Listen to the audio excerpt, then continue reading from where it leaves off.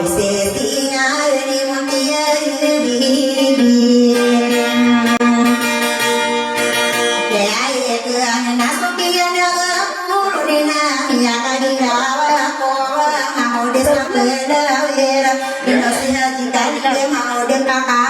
non yang ke palade saban istilah mono arong berdade daka kaki ya maya udah akan dapat lagi sasabani istilah no sopana mana kusatina si pakaran goni alada samuno ibni pakana kana de taran kamadang so oranon ora emu ne so gurin ya ga unai no dia no na potri ro sai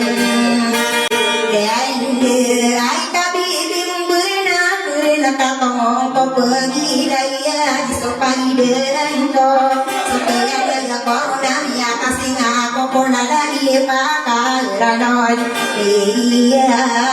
kegiran para ko adi dongeng masau dia di kami berman kaya kaya damamu di pakaran na kaya dino mata peru di mata pagi deh kamu de pakaran na usakia pangano de kotare rostarin de ya ibu de ganda ngalinya sor pakam di mata wakia kaya to gumang kaya ola wa besania na kaya na wasarogi kokowan sadewi na kamu de pakaran na ibu terjodinga Pia gada dedika kilo gedika pasti nak kali dedika pasti to kai to mai na dia pa tai som mai dai nama kapu mulia kana ino ame kapu mana bekai mini ku por kita orang kania na beri petu ni yang gina wae rani nungka bidung kona nare no diseng kang kali pesem beran ino derai mang ya wong dari ton dugi aro nang teri ro sai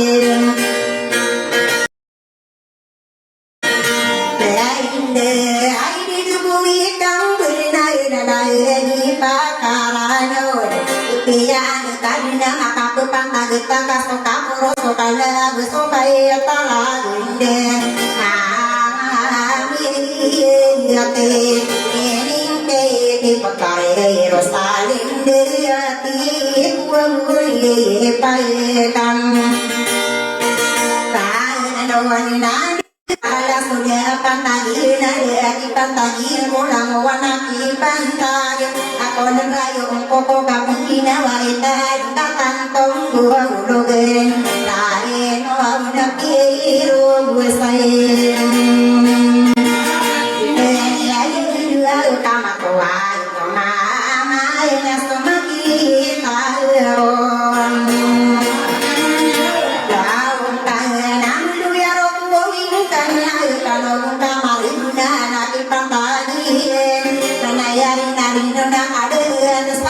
pantai lomba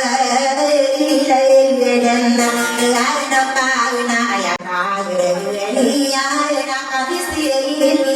nang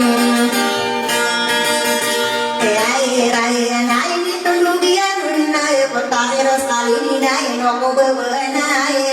ipagawi di atas odi yang ketakenar kaso kena kena kami berkena kose potare rosali dina sokirnya koron yang asinan aku pola daging pakaran kami yang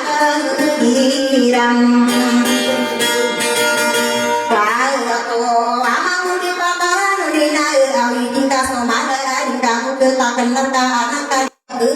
anak mau dia palu kaya noi ya aman ina sabi mampu betal ngapakan hidayah yang pusat-pusat masalah mandi pati mau dipakaran na ya kasode impe berning sopan sama ubah saji gue nama nama berdura inon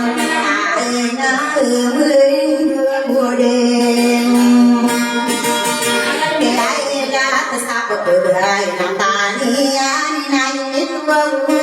bodeng kaino nang terus tadi dia bertia di Kami demi karang kono angkat mau de pakaran ga satu kang gerina tian dan gedeng na tan na pia ayo na nira na ko beda rawan aku gideng kuani mau de pakaran ko kali minggu di satawa makoran di kongkong beringan di kuna ko la kondo sana Mai tadi ya istar dari ada kota pada Sofia hilang. Kau orang nak tambah muka kami berapa berayune agak ayunan itu berayu kota kari upama pekadenon. Aku di palang beranu ada kokade mori mangto unai Berdeno, wow, deh, ini tadi mudiran atau yang singane, ditangkap belayar berbeda jadinya nak berpilih dia koper, nak udah pakaran, nak udah besar ini, kita isu awam, semua mulai dari pakaran orang tapi berdiri pakaran. Nada buang mudin wan kasih sami sami deyo nana uresa sapanta toy dinari bestira nama udah pakaran na udah siru salinde polis tegedung bawa polis bepia di putondo dedong bawa polis mau udah pakaran na yang kala dunia na itu tolong ya doy di makoa polis puntare rosani dina ipna karena kelahian nama kana raka kade nama dia pangkat lain kaya pikiran tanda di betegila koris tuding kama pembagian katawana kapungana di mapun budai pemaroran utapan sodini yang pasairon oh so au mai hidup Noli nawai naraga tu bergen, dai nak kasar diri ane sau binani naraga toy, gedungan kaya gedunau di lubuk sauran kembali berapor, kaya asal dia impet, bisa dengar uraga tak bisa kepuli dan ayah pasur dia impet saya mani beruan,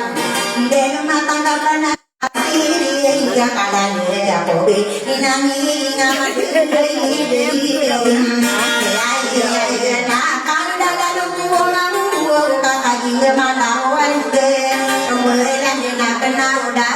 later tangan dengan dah kudu bunga tentang pertama kali di demang udah pakaran dengan pesiratan dan sorak taran di pakaran kaki di pakanakeun sokarung deno bimana melayat juta lalu neraga bowi kaki di bendeyau karo kostor serina mau de pakaran kami ya alam berina karo deno linawan naga tuba berolairan di pakaran kami yang mesam yang gerak na sekali ini bekali nak kare modang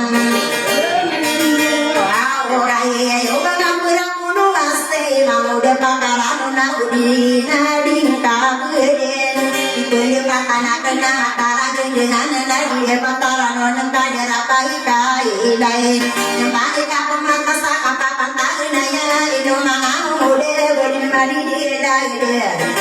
de pinggir na kata koro di kaya ko pemadu de ya so de dai tadi pakaran sama beri na bom Raya, nada nada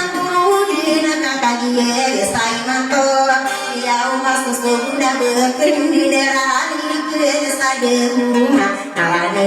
itu